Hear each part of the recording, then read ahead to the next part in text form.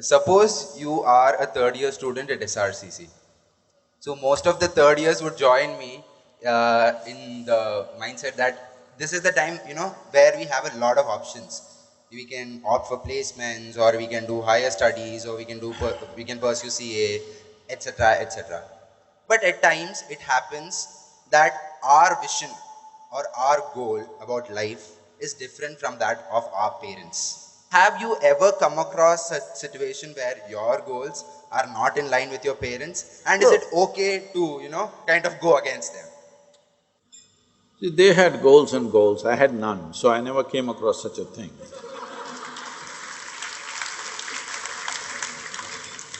They had many goals.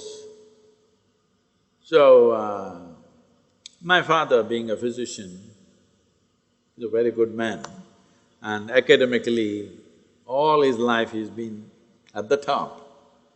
And he's a physician. In India, we have a malice that first thing is you become a doctor. If you cannot, you become an engineer. If you cannot, then only you end up in commerce. At least in the previous generation. When we are growing up, that is the thing. So, obviously his dream is I should become a doctor. I hope he's not on the web listening to me. Because he studied in such a way that he didn't study because for him it was a passion. He lost his mother when he was 4 years of age and she died of tuberculosis. So though he's from a very large business family, he committed that he will become a doctor because somewhere a 4-year-old boy felt that if there was a good doctor, the mother would have lived. So he committed that he wants to become a doctor. For him, being a doctor was not a profession, it was like his religion. He lived like that. So naturally, he wanted all the 4 siblings, all his 4 children rather, to become doctors. First one didn't become, second one didn't become, third one didn't become, I got caught. At the age of 10 or 11, I clearly told him, see, one thing is I'm never going to be a doctor. Please don't pin your hopes on me. He showed me all his notes, piles of notes that he has kept about his studies. He said, I've kept all this so that one of you will become a doctor. Well, all 3 went different ways and me going nowhere. I'm only interested in biology, means I'm interested in the jungle, not in dissecting something, just looking and observing things. So, a time came when I finished my… This is not a good example, you're asking me questions, okay? I finished my what is today called as +2, is it? What do you call this? 12th. At that time it was called as pre-university course. I finished my 12th standard and I decided I will not go to the university. By then I had cycled across southern India, I had seen more life than most people would have seen. I had done some small tradings of this and that and earned a lot of money. Lot means in those days, a few thousand rupees. Maybe I had 50,000–60,000 rupees when I was 17 years of age. All rolled up, I didn't know what's banking, so rolled it up and put rubber bands and hid it all over so that my brother doesn't steal. So, I have a lot of money and I have a bicycle and I want to go to Moscow on my bicycle, I'm preparing for that. So I'm not going to the university for sure. In this family, if you fail, there's an advantage, you don't go to the university. If I knew that, I would have just failed. But the problem is I had passed. So I said, I won't go to the university, I will educate myself. He said, what? Not going to the university? I said, no. Then, once I said I'm not going to the university, suddenly I became such an evil in the family, Everybody started looking at me, what is wrong with you? I said, well, I want to educate myself. How are you going to do it? I said, I think I'm doing it pretty well. But if you insist that I must read and study, then I decided that 1 year I did something very unique and uncharacteristic of me. That one whole year, just to handle the reaction I got, I couldn't understand, what are they reacting to? I don't want to go to the university, what is their problem? First of all, I never understood why I should go to the university. Nobody ever told me why I should go to the school. So I went to the Mysore University library every day. When the library opens at 9 o'clock, I was there, I was the first customer. When it closed at 8 o'clock, I was the last one to get out. These days, many of you are well-fed and like that. We were also well-fed, but our activity was such, the level of activity was such, I'm always hungry. I would actually eat at that time at least 10 times more than what I'm eating today, at least, or much more. So I'm always hungry, doesn't matter how much I eat, I'm always hungry because my activity levels are such. This 1 year, I went without a lunch. It's not a small thing for you, you can easily go without a lunch. But for me, who was scrawny and a concave stomach all the time, going without lunch for 1 year was like a big feat. I just read anything to anything. You know, from Kalidasa to Homer to popular mechanics to a whole many years of National Geographic and all kinds of books of physics, mathematics and astronomy, and you take whatever. 1 whole year, every day, 11 hours a day, I read and read and read. That's the only reading I did. After that, me and books don't go. Then after 1 year, I realized that just gathering all this information is just waste of time for me. And when the next academic year came, there was drama at home. My mother was crying and said, what are you wasting your life for? We thought you will become this, you will become that. I said, I don't know what I'll become, but she put so much pressure, just get into some college. Whether you go there or not, I will not ask, just get into some college. Then I thought through this and I said, okay, I'll do literature, English literature, because in this 1 year I had developed some appetite for reading literature and poetry.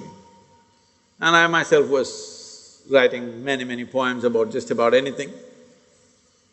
So I joined literature. I went to college. On first day, a teacher comes and reads a book.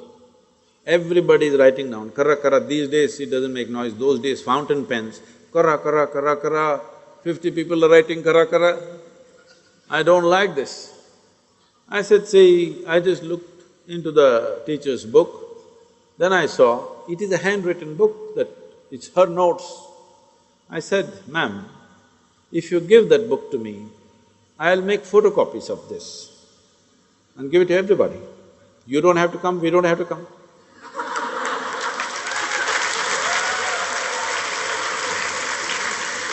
But if you want me to come here, I have 1,000 questions. Not 1,000, I have millions of questions, like a dark cloud, it's hanging around my head. I'm going to ask these questions. If you cannot answer these questions, I cannot sit here. Then I made a deal with all the teachers that they give me attendance and I won't bother them with their questions. This deal worked pretty well for 3 years and I got out. Is this what my father wanted? Definitely not. Why I'm saying this to you is not to simply go against your parents, that's not the point. The point is, this life is precious. Now when you're talking about, what shall I do this, shall I do that, is it only about how to earn a living? You must get off that. This is not about… education is not about earning a living. When an earthworm can earn a living, a grasshopper can earn a living, every damn insect, bird and animal can earn a living, a street dog can earn a living, what is the big deal about survival? With such a big brain, survival is not the big thing about the human being. Survival has become a problem because you want to survive like somebody else, that's the whole problem. If you want to survive, there's not a problem. My father would ask, how will you make a living? How will you live? What will you earn? I said, if nobody wants to feed me, I'll go into the jungle. And I went into the jungle for weeks and survived very well by myself. Many times I went off into the forest and I just survived off the forest without any food support from anywhere else.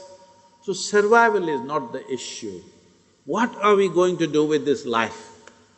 Are we going to take this life to full potential, or are we going to be those people who are just shit scared of life itself and what will happen to my food, what will happen to my food, what is this? When a street dog is not bothered, happily is wagging his tail and going tuk tuk tuk, what is your problem with such a big brain, I'm asking? You don't educate for survival, you educate because you want to expand your horizons. You want to make this life into a worthwhile life, that's what that matters.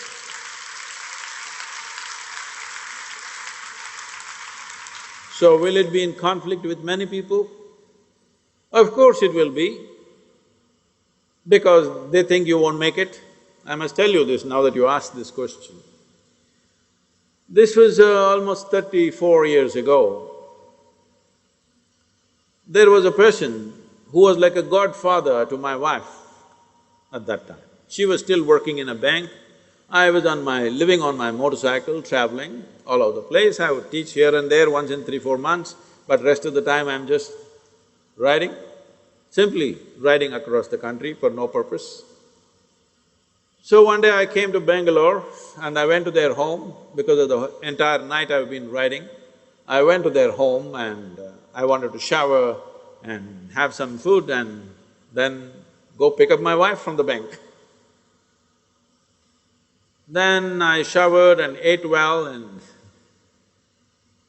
then this man sit in front of me and said, see, I know somebody in the Bangalore Development Authority, in this particular extension there are some house sites available, you must get yourself a house site. I said, what? Me buy a house site for what? I live on the motorcycle, why will I buy a house site? He said, no, you're married, you can't be like this, you need to have a house someday. You must buy a house site. I said, don't you tell me this, that if I wanted to buy real estate, I wouldn't buy a house site, I will buy a town, okay? So that's not my interest at all. I'm not going to buy a house site, please don't try to push me. Thank you for the meal and the shower, but…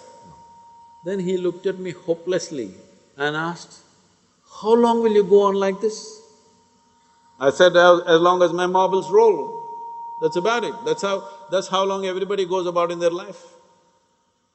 Then I went out and I didn't see… and I met him here and there. For about 18 years I had not met. In 2017 see, the problem is just this, people value something only because it's recognized by somebody, that means they're blind, isn't it? If you look at this, you must know this is light. You look at this and you don't know what it is, and I said, see, that is light. That means what? You're blind, isn't it? Yes or no? So after 18 years of no contact, he called me in 2017 because the government gave me this Padma Vibhushan.